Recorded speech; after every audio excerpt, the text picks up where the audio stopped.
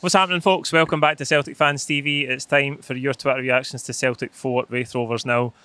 A little bit of a change to the feature today. It's going to be two-man, so Kevin's here with me. We're going to go through your tweets. We'll start with Robbie. Lack of tempo and work rate for long spells, which made it a frustrating watch. Saying that, 4 goals scored and another clean sheet. Good for Giakoumakis Maeda. Confidence boost and onwards to Thursday. Kevin, what do you make of the day?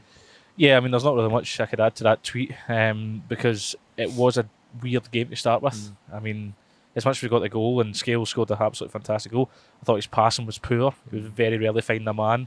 He wasn't wanting to take anybody on, wasn't wanting to take Tumulty on at any point. But as a few like that today, wasn't there, early on? I thought Robbage was off as it. well. Hatate early on. Hatate came into it. He did. Hatate came into it, and then the introduction of Jota is just night and day because Johnson, I think, another injury, and I'm sorry, but he's just not going to make it at Celtic. And people, the people that still defend him, but he's nearly 24, nearly 25, I think. He's not going to do it. But I thought it was great for Giakoumakis to get his goal. Maeda, even then, couldn't miss, but it would do his confidence a world of good because I still think he needs that wee bit to go. But yeah, 4-0, you can't really complain throughout the last 8. Absolutely, I thought we did grow in the game, and Jota's introduction was vital for us when it just gave us that life. Paul, comfortable 4-0 win the end, but we were far from our best until Jota came on. Made the difference. The main thing was the winning a clean sheet onto the next round. Brilliant to see Big Julian return also. As I just said to Martin there, Kevin, I thought Henrik Larsson was coming on with that reception. I couldn't believe it. I mean, it was only about 25,000, but it felt like there was 60 in it at one point. I think it's great to see him back. I mean, he does provide a better option sometimes than Stephen Welsh. And whilst we do start to see a partnership forming in Carter Vickers and Starfelt, I still think that Julian is much, much better cover than Stephen Welsh. And that's no discredit to Stephen Welsh. He's just not up to that level. But no, it was great to see him back. And he looked comfortable on the ball. I know it's Raith Rovers, but it'll do his. I mean, he made a clearance about 10 minutes to go, and do his confidence no harm at all. It just adds to the squad depth as well, doesn't it? That's something we've seen really improve since January. Now the injuries are sorting themselves out. We've got some new players, but again, Welsh comes in at centre half today. Julien's back now. We've got the pair in there of Carter Vickers and Starfelt who have been brilliant, but it's just good to have a bit of depth there. You could see that today. I mean, if you look at our bench, I mean, it had Didaguchi, Jota, Maeda. Players that really just do add a different dimension to the team, as well as just even Callum McGregor being on the bench. I know that's different, but it just shows you how far we've came, and now we have that squad there, because it wasn't too long ago, but they were threadbare and probably would have had to have played a full strength squad there when it's something that we probably wouldn't want to do.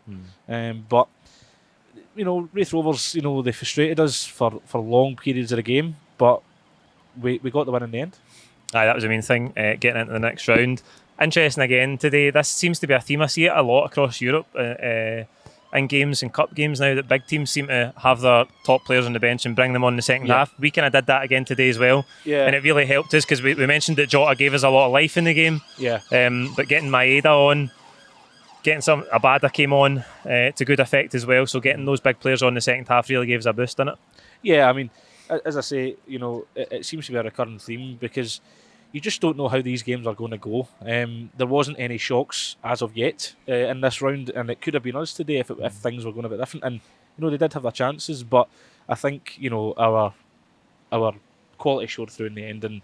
And I mean, Jota again, man in the match, just shows you how much he did actually develop the game. It's just incredible. But I think cup games are always about winning. They're not about playing well or being graceful. They're just about winning. We're through to the quarterfinals. Let's see who we get tomorrow. And it was comfortable in the end, wasn't it? 4-0. I mean, maybe flattered us a wee bit 4-0. I would say flattered us because I don't think it was a 4-0 game. I think it was maybe 2-0 at most. But and then even the penalty was a bit of a poor penalty. But I mean, it's fine. We can laugh about it now. But my God, it was. I think my granny kind of strange that Beaton took it in it. My granny could have scored a better penalty. Absolutely horrendous content making conditions out here, by the way. We'll finish tonight with Kevin McLaughlin. Job done without being too flashy. Ange knows who he can trust going forward. Johnson tries, but execution poor. Forrest had over a month to get up to speed and still miles off. I'd be surprised if they're both here come the end of the season. I don't know about Forrest in terms of being here at the end of the season, but both of them out wide today looked really, really poor.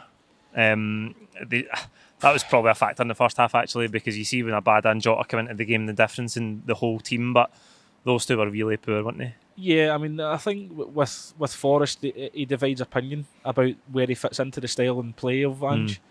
And it will be interesting to see if he comes, but I just don't think he fits into it anymore.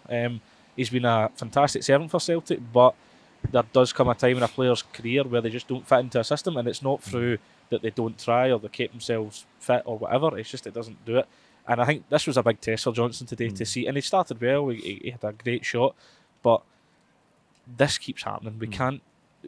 You know, he can't trust him. You know, if you can't trust a bit part player to come in against Championship opposition in a Scottish Cup game that you're expected to win, and then you have to go off, and you saw it in the look in Johnson's face as if it's happened again, and he's not going to go anywhere. I think the thing about Johnson is if he was putting in really good performances but constantly getting injured, you'd be worried about his longevity at the club. But the fact that even his performances are miles off it and he keeps getting injured, it just looks like it's going to come to an end for him soon.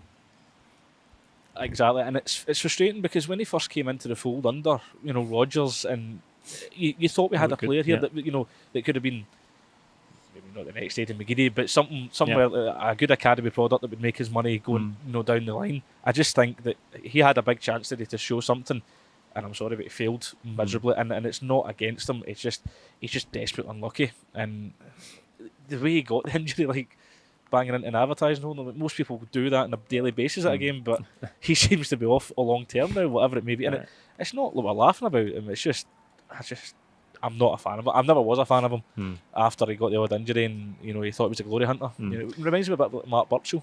A bit of a glory hunter in him, and then got injuries, and then before you know it, he'll be off, I think.